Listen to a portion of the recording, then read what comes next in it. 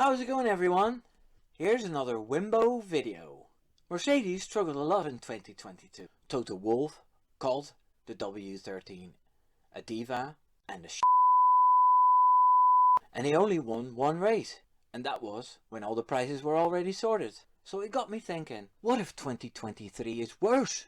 Well, you're probably dying to find out why I think that, so let's get on with it. Warning: the following content may contain elements that are not suitable for some audiences. We all know how the season went for Mercedes. They were one of the teams heavily stricken by the porpoising phenomenon. It really surprised them, as the car was super fast on every sim run they did. Their no side pod philosophy was going to give them an advantage locked in for years. Lewis Hamilton has said he won't miss the W13, and Toto Wolff said they will display the cars in the factories as a reminder how difficult it can be. Both are still confident that next year will be better. Journalists, pundits and fans all agree that Mercedes will be back in 2023. Well, it might not be as simple as that. The reasons why I think Mercedes won't have a better season are as follows. 1. Car development. In 2022, the FIA changed the floors of the cars slightly, requested by Pirelli. The high downforce those cars had would cause massive tire blowouts. Mercedes struggled with that minor change for half a season. Then the ground effect rules were introduced in 2022. Mercedes struggled with that too. They developed a car that was a diva and had different problems on different tracks. I don't see how they'll drop that philosophy and then be competitive again. If anything, they'll be a year behind on the other teams. Next season, new stronger front tires will be introduced to make the cars less oversteery, and a new anti-porpoising technical directive will be in place that requires the car to be 15mm higher than before. I don't see a team that had problems with two regulations the last 2 seasons would knock it out of the park all of a sudden. That will take time, and the competition is fierce. 2. The competition. I expect Mercedes to have more competition from the teams lower in the standings, and I expect Ferrari and Red Bull to make a leap forward again. The Ferrari issues are clear, and a solution would not be that hard to find.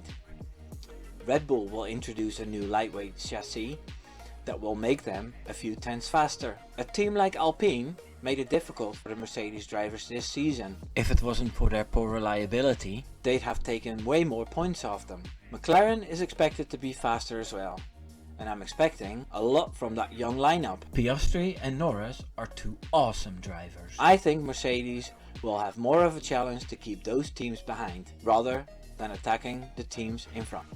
Now, before I tell you the last reason why I think Mercedes will be worse in 2023, I want to ask you to like this video, and if you're not subscribed, subscribe to this channel. I will be making fun F1 content, and since my channel is still small, you can see and help it grow. I'm always open for ideas and interactions. Wouldn't it be fun if a year from now you could say, I liked Wimbo before it was cool?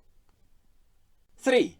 The lineup. Lewis Hamilton is a 7-time world champion, and that's a wonderful statistic. However, he's also 37, and one could expect that he has very little he can still improve on after a career like that. In 2022, we did see races where he was completely off and barely scored a point. George Russell, however, is up and coming and eager to show himself. Over the season, he was way more consistent, and it didn't surprise me he won a race before Lewis Hamilton did. Russell drove a hell of a race in Brazil. The signs were there the whole season. Now, I have to say that the team seemed harmonious enough, and besides a huge outburst in Zandvoort, we saw very little friction. Knowing Lewis Hamilton, this won't stay that way. He'll not want to be beaten by George Russell again, and he'll most likely use his wit and experience to beat Russell in 2023. My prediction is that this will cost the team valuable points. So, in conclusion, even if there's a positive vibe coming from the Mercedes camp, I have my reasons to think 2023 will be even more difficult for them. Thank you for watching. Let me know in the comments what you think. I'll debate anyone If you want to see more of my takes on F1, please watch another one of my videos. Until the next time, doei doei!